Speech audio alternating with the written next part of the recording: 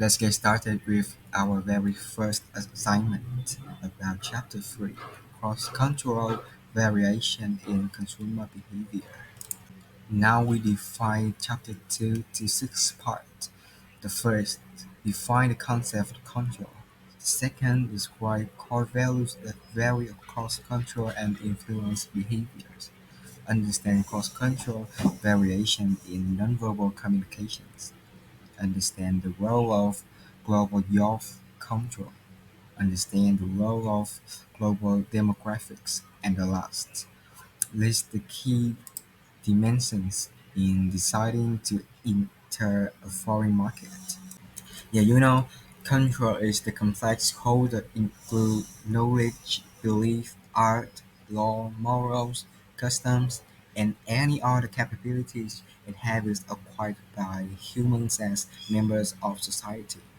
As you can see in the picture, cultural values are the foundation of norms, and the resulting sections display a role in shaping consumption patterns. Cultural are dynamic and undergo gradual transformations over time. And next we move to the next part. Describe core values that vary across culture and influence behavior. Cultural value encompassing order-oriented, environment-oriented, and self-oriented forms influence consumer behavior through nuance. Understanding cultural variation in behavior helps understanding consumption patterns. The most impactful cultural values can be classified into these categories. In the first is order-oriented value, says societal relationship influencing marketing practice. Consumers seek good from orders, referring collective activity over individual appeal. For example, such as individual collective, young age, extended limited family, masculine, feminine, competitive, collaborative, and diversity uniformity. And second is environment-oriented values, get a society relationship with its economic, technical, and physical environment. Managers should develop marketing programs for problem solving, risk taking, and performance-oriented societies, such as cleanliness, performance status, traditional trend, risk taking, security, problem solving, fatalistic, and nature. And final is the oriented value, discuss societal objectives and approaches impacting, impacting marketing management and predict acceptance based on societal value of postponed products.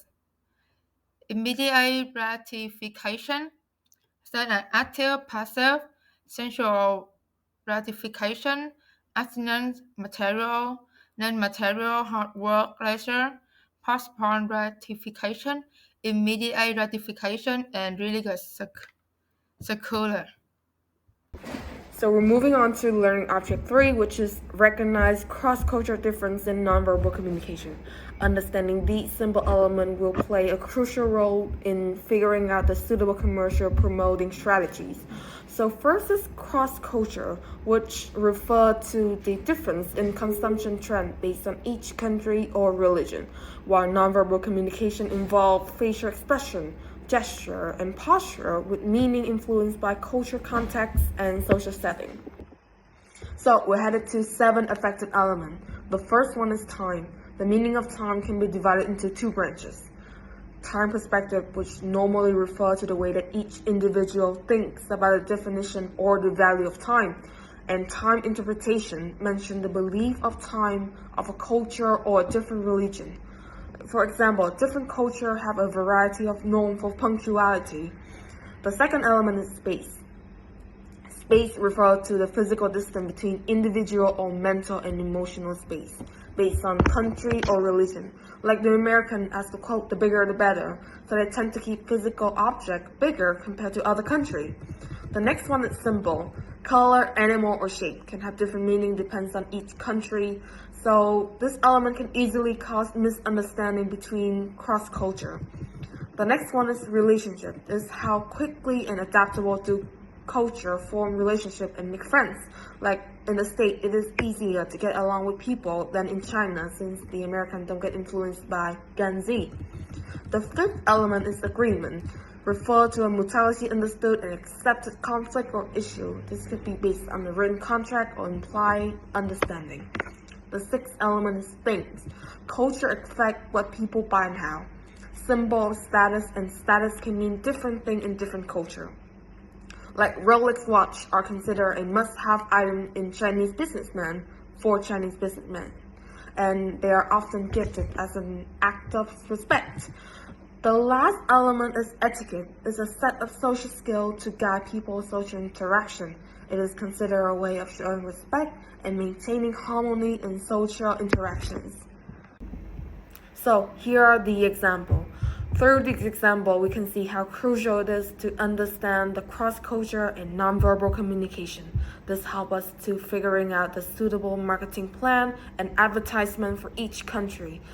And moreover, having a specific understand on the market to maintain the stabilization of the brand and maximize the successful of the organization in each different relations or country. This is the learning objective 4. So first of all, I have to say that we're living in a connected world, which means teenagers' favorite brand in Europe can also be famous in Asia. And this is the same with food and fashion too. So here are 3 key points of the global youth culture that I will discuss. First of all, the mass media and the internet had an impact on teens around the world. So the largest influence is the worldwide mass media, including the internet, and more recently is mobile devices. Marketers are using the similarities among youth and across culture. Technology is mainstream, not only from developed country, but 56% of globally teenagers, they are super connectors, which means they are used 2 and more than 2 electronic devices at home. Secondly, they are tend to watch the same shows, movies, and videos. Many Asian teenagers' behavior are impacted heavily from Europe, North and South America as well. For example, many singers and rappers in Vietnam follow the hip-hop style, which origin is from the US. Lastly, technology is an important factor, but US youth and brands no longer leading the way. The leading area in the world right now is Europe, not the US. They are open to new ideas and like to expressing themselves in various ways, including the personal webs and also art. Now the top 3 brands is Sony from Japan, Nokia from Finland, and Adidas from Germany. Thank you, Kim, for sharing about the global culture. And we must also know about the global demographics. It is visible that in Asian economies, including South Korea, are experiencing significant growth, especially in the technology. However, the expansion brings both opportunities and challenges, such as environmental issues and utility expenses. First of all, what is demographics? It describes a population in terms of its size, structure, and distribution. Size is the number of individuals in society. Structure describes society in terms of age, income, education, and occupation.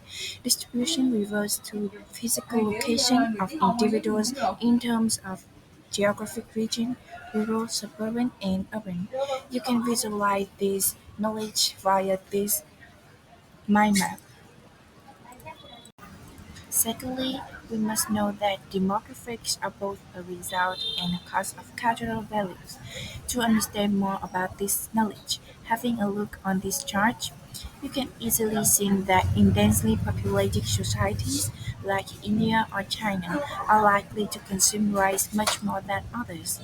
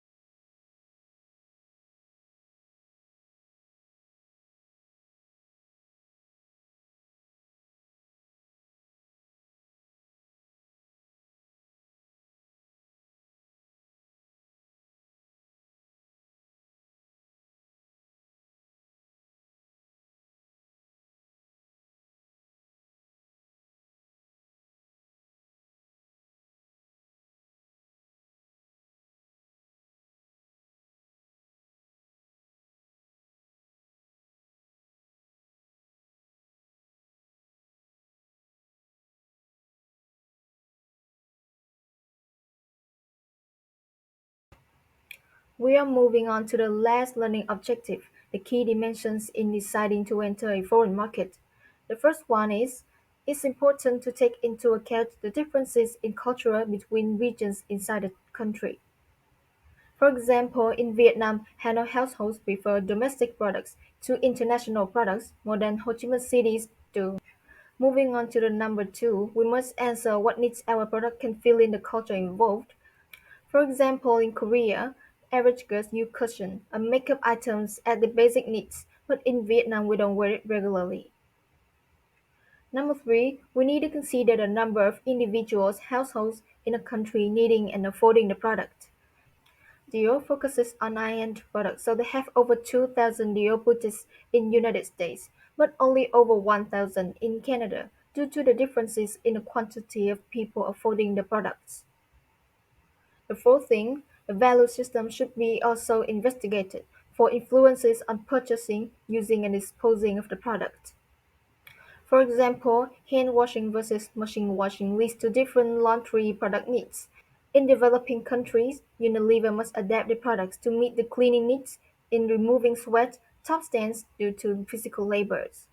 Moving on to the number five, the legal and political structure of a country can have an impact on each aspect of firms' marketing mix. Distribution challenges also exist. For example, the United Kingdom recently banned junk food ads targeted at kids under the age of 16 and has tightened regulations on paid tweets. Moving on to the next point, ways to communicate about a product. We need an investigation into four things. The first one is available media and who attends to each type. Number two, the needs the product fills. Number three, valuable associated with the products and its use. Number four, the verbal and nonverbal communication systems in the culture.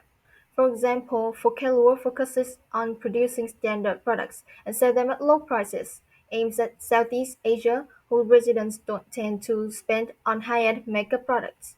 They send their products to influencers and KOLs in order that they review their products and create posts and videos on social media such as TikTok, Facebook, and YouTube. Moving on to the last point, ethical implications. The ethical dimension is particularly important and complex in marketing to third world and developing countries. This may head up conflicts with local governments and economic interests. So this is the end of our first assignment. Thank you for listening and see you again on our next assignment. Bye bye.